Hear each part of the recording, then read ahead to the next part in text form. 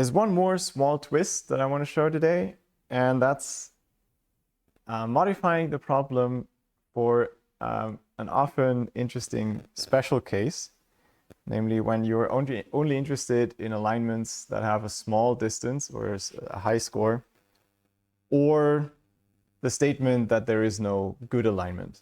You just give up in this case. So the way to think about it in the alignment matrix, suppose we have the two strings A and B. So A on here, 0 up to M, B up here, 0 up to N.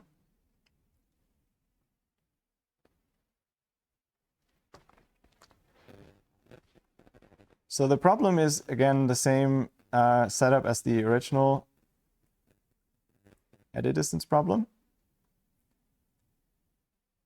And let's focus on edit distance. Nothing really changes if you go to the more generalized scores that I've just shown. So a normal edit distance score, and say we do just a global alignment to keep things easy.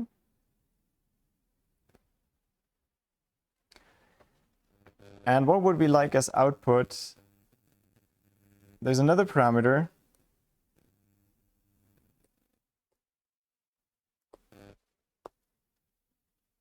Make that in red. Plus a threshold K. And I'm only interested in the alignment or the exact distance value if it's at most K.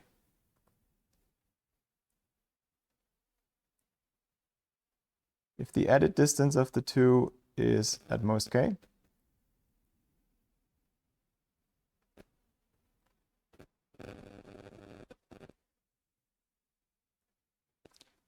and otherwise you're just saying that the distance is larger.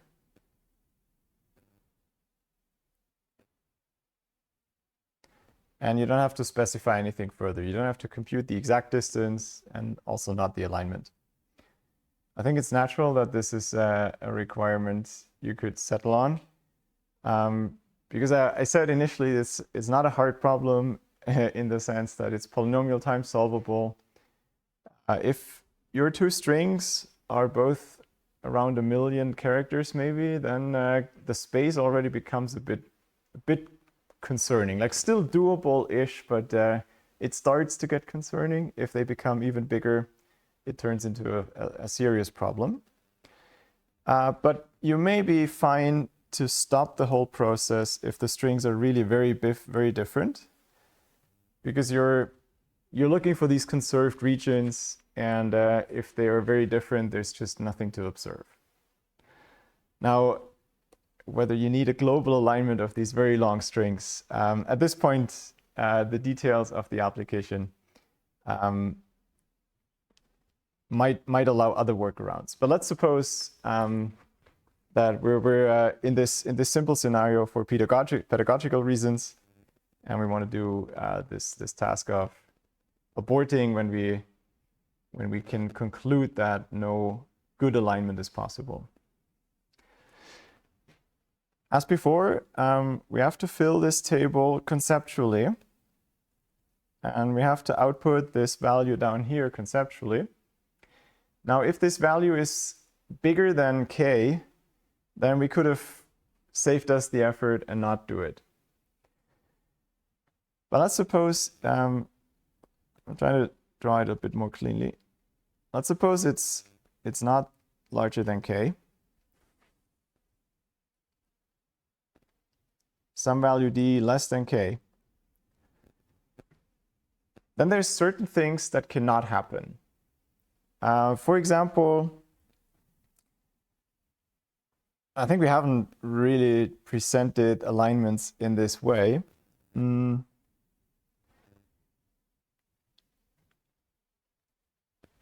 me add that at the bottom.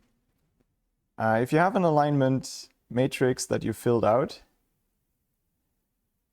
during the traceback, you're always following one of the three steps, either top or left or diagonally. So the traceback reconstructs a path through the alignment matrix by following such a course. You can go up and left and so on. And it's always going to be some path that you follow, and the steps tell you exactly the edit operations, right?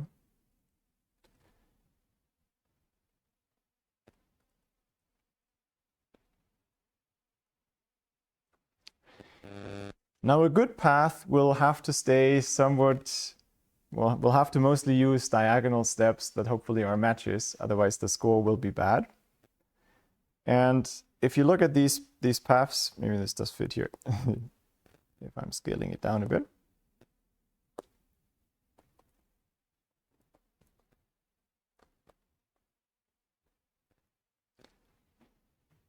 The path also has to kind of reach the top. You could say the last few bits it can jump over, but it has to somehow go from here to there. And if you remember how these things are defined, we're back to edit distance. These are increasing only. These are contributions that count the number of edit operations. So this is a +1 in each step or a +0, but nothing else. So if you ever reach a point where the entry is above k, this path is not going to lead to a good alignment anymore. In particular, for reaching this value d, you can have steps that leave d unchanged. These must be matches. You can have a bunch of steps where you go to d-1, so you had a mismatch here, or insertion or deletion. But you cannot have an unbounded number of these, because they're bounded by d. And so in particular, what can never happen is that you walk very far away from the diagonal. Because if you did, I'm trying to draw this a little cleaner again.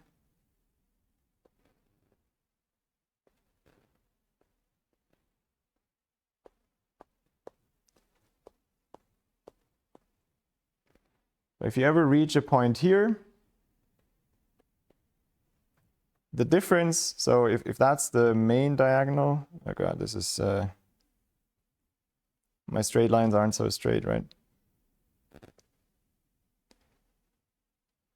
If this is 5 positions off the main diagonal, then one of the strings is 5 characters longer than the other.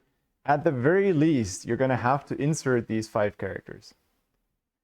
All right, so this is always going to be greater or equal than 5, because I'm doing 1, 2, 3, 4. Okay, forget about a 5, it's a 4.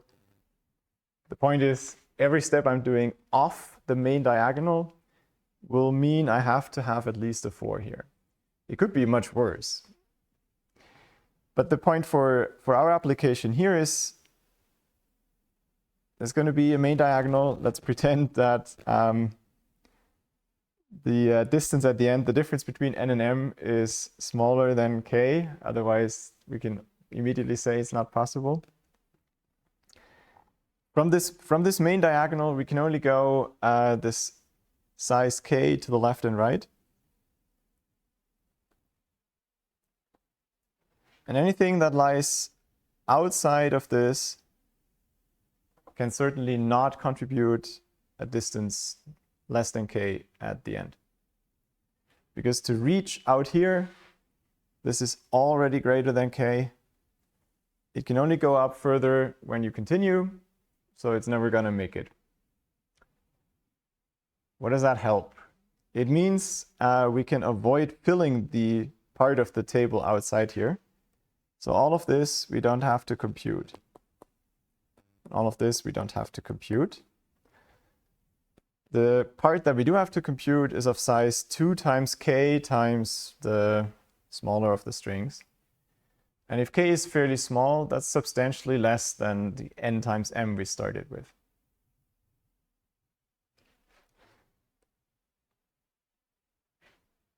Okay, let me briefly summarize this and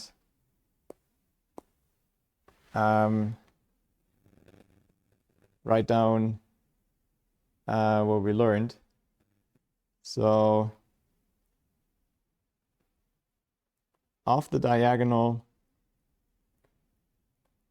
by d steps implies the distance, the entry there is greater or equal d.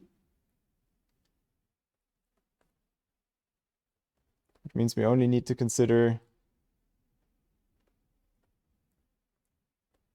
this banded matrix, band of size 2k.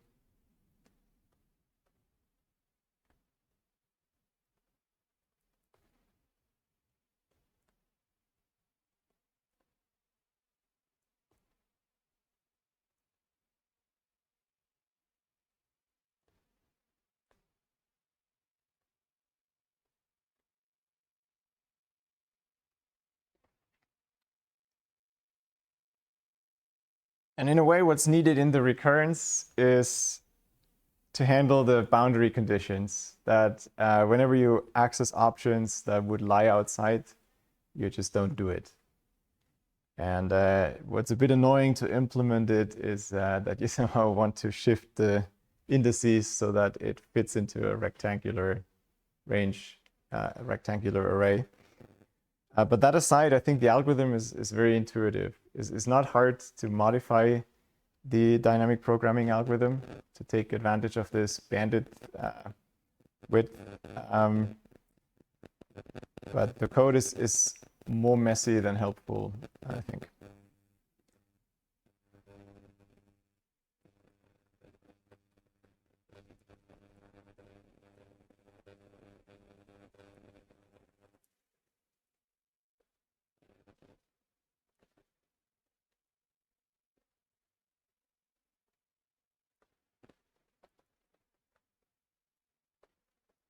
So whenever you access a subproblem where the difference between the prefix lengths is too big, you just ignore that option. It will never give you something better. And if you reach the bottom right that way, you'll fill it with some value. Now, if that value is less than k, you can trace back and you'll find an alignment. If the value is strictly larger k, then you don't have any guarantee because your actual alignment might not be the best that you can find. There could be something that briefly goes out here and then back in that's better than what you found. You're kind of forcefully restricting your alignment to stay close to the diagonal, which is okay if the final value is small, but is not okay in general. So if the final entry DNM, DMN,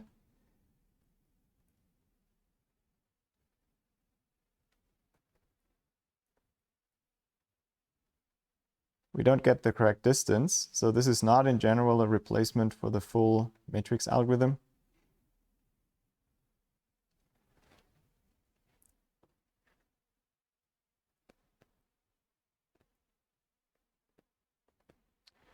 If it's less than k, then we get the correct value and we can trace back an alignment with that value because the optimal one cannot leave this banded matrix either.